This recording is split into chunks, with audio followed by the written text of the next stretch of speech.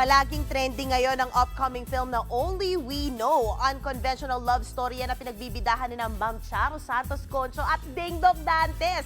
Narito po ang ating one-on-one exclusive chikahan sa kanila at sa direktor. You think we only get one great love and that's it? Totoong isa lang talaga ang great love natin. Patay tayong dalawa dyan. Age is nothing but a number at no label na pagmamahalan. Yan ang nakakaintriga na ipapakita ng top actors na sina Charo Santos Concho at Ding Dong Dantes sa highly anticipated movie na Only We Know. Si Ma'am Charo nga in her leading lady era as Betty at feeling daw niya ay nakalaya siya sa societal norms dahil sa pelikula.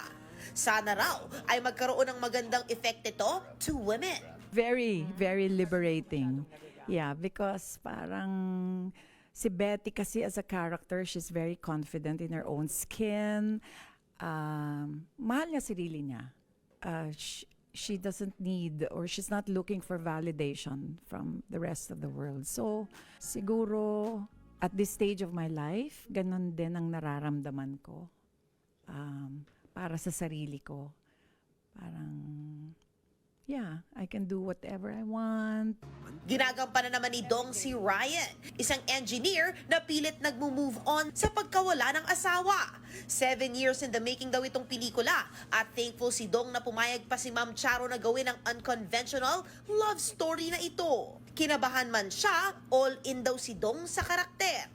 I always say this, that I look up to her in so many ways, not just about her being one of the leaders and pillars of the industry, but it's good because syempre as a performer, as an actor, gusto mo parati kang na-challenge. Speaking of challenge, kakaibang challenge naman ang kinahuhumalingan sa kanila online dahil trending sila lagi sa TikTok.